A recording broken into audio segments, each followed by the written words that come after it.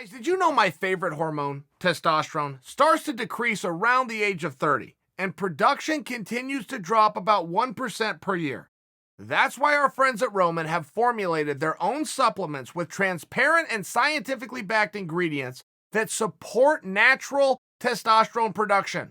Roman's testosterone supplement is for anyone who wants to support their body's own natural function, and getting started is simple. Just go to getroman.com/Chael. You're going to receive $15 off your first order and free 2-day shipping. You don't have to wait for this stuff. You want to get started? Let's get started. Go to getroman.com/Chael right now. And I got to tell you guys, as each day passes, each week passes, the weeks turn into months. What the heck is going on with Conor McGregor? Now, I ask you this to reflect back to January 20th of this very year, okay? They put a card together that didn't exist because Conor said, I'm ready to fight.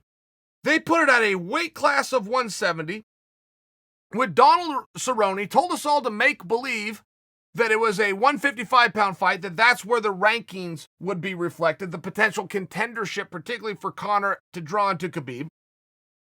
They made that announcement and held that fight while Khabib was scheduled to fight Tony in April.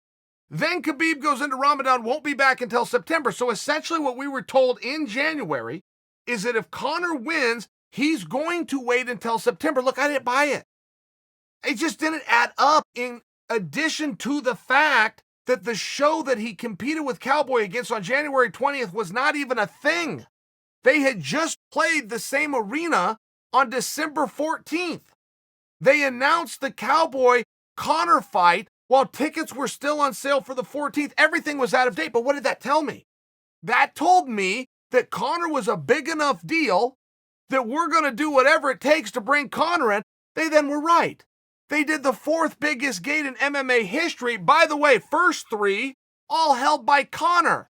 He then comes in and gets the fourth as well. I mean, Conor Mania is a real thing. So then to make me believe that we're really going to put this guy on ice, I thought was a tough sell.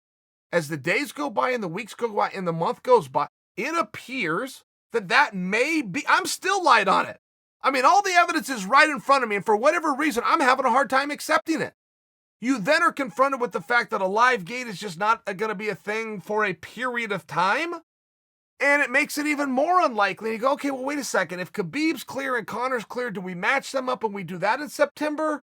Or do we do absolutely nothing until the live gate opens up? I mean, there's just a lot to accept. Even though the information's being given to us, I keep swatting it away. I quit refusing to believe it. But it does, as the days go by, there are more compelling things for Conor than just Khabib. Is that the most compelling? Quite possibly. I can only give you how I feel inside. Do I want to see that fight? Would I stop whatever I was doing to watch? Yeah, sure I would. But there's a few others that I would as too. Look, I put BMF, but what I'm talking about is George Masvidal.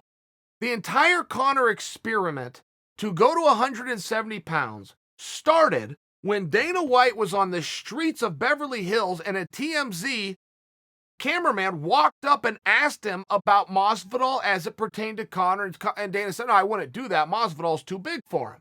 Well, that sent Conor into a frenzy, and Conor's all out to prove that isn't true, even by going up to 170, taking on Cowboy Cerrone, which just happens to be where George is sitting at. So that fight for me makes a lot of sense. It's also compelling, and I would like to see the BMF on the line.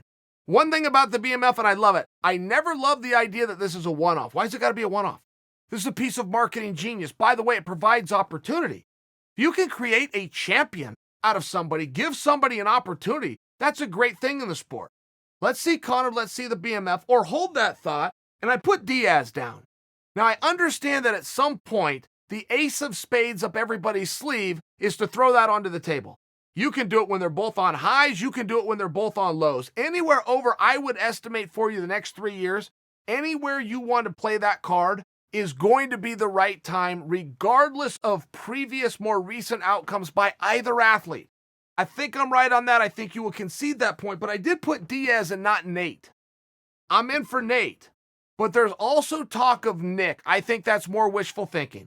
But guys, it's a whiteboard, and it's about writing your wishes down. I think Nick versus Conor works. I know Nate versus Conor works, so I'm going to just stick by my claim here of Diaz. I then got to look at Khabib. Look, there's just no denying that.